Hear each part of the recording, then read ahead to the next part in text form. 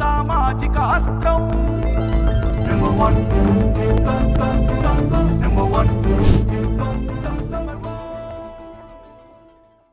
యాక్చువల్గా అయితే నేను మీడియా ముందుకి రాకూడదు అనుకున్నాను, అసలు నా ఫేస్ అనేది చూపించొద్దు అనుకున్నాను.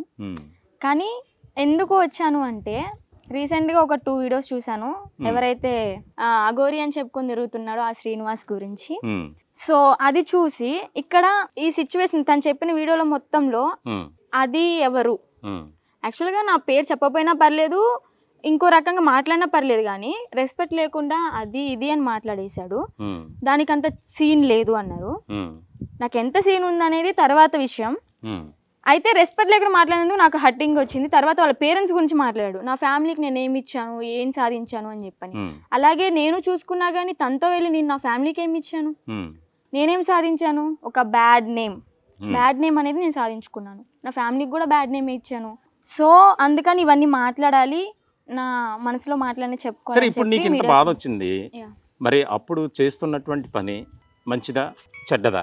నేను ఎంచుకున్నటువంటి మార్గం అతను ఏం మభ్య పెట్టాడా, మోసం చేశాడా, లేకపోతే ప్రలోభ పెట్టాడా అనేది నీకు తెలిసినటువంటి విషయం. నీ అంతరాత్మకు తెలుసు, నీ మనస్సాక్షిని నువ్వు ప్రశ్నించుకుంటే తెలుసు. అయితే ఇంత జరిగినా సరే నువ్వు తల్లిదండ్రులను కాదని వెళ్ళిపోయావు. అసలు ఏం జరిగింది అప్పట్లో? అతను ఏ రకంగా నిన్ను మభ్య పెట్టాడు? యాక్చువల్గా తను అంటే నేను నమ్మాను. ఫస్ట్ ఆఫ్ ఆల్ తను ఓకే, తన దగ్గర పవర్స్ ఉన్నాయి, ఇలా పూజలు చేస్తున్నాడు కదా, పెద్ద పెద్ద వాళ్ళందరూ తెలుసు అంటున్నారు కదా అని చెప్పని ఫస్ట్ దైవ భక్తితోనే వెళ్ళాను అనమాట.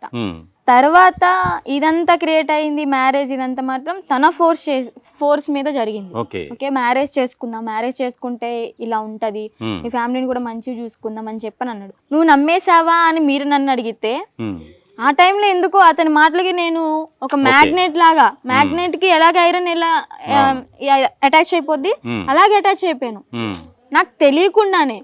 యాక్చువల్ గా మా ఇంట్లో అందరు అంటారు మా అన్నయ్య చాలా సాఫ్ట్, నేను కొంచెం రెబల్ అనమాట, రివర్స్ పుట్టారా అని చెప్పాను. అయితే అలాంటి అమ్మాయిని నేను అలా ఎలా మెల్ట్ అయిపోయానని చెప్పాను. నేను ఇంటికి వచ్చిన తర్వాత రివైండ్ చేసుకుంటే నాకు అర్థమైంది, ఓకే తను చెప్పిన మాటలకి నేను ఇదైపోయాను, నా ఫ్యామిలీకి ఇంత అన్యాయం చేశాను అని చెప్పని నేను అప్పుడు రియలైజ్ అయ్యాను అనమాట. ఈ 6 months నేను ఒక కస్తూర్బా గాంధీ నేషనల్ మెమోరియల్ ట్రస్ట్లో ఉన్నాను హైదరాబాద్లో. ఆ ట్రస్ట్లో ఉన్నాను. అక్కడ నుంచి స్టార్ట్ అయింది అనమాట ఈ జర్నీ. తన గురించి నిజాలు తెలుసుకోవడం, ఎంత మోసగాడు, ఎన్ని మ్యారేజెస్ అయినాయి, ఎవరి దగ్గర ఎంత డబ్బు తీసుకున్నాడు, ఇవన్నీ నాకు తెలియవు పాస్ట్లో. ఆ ట్రస్ట్కి వెళ్ళిన తర్వాత తెలిసింది ఈ నిజాలన్నీ.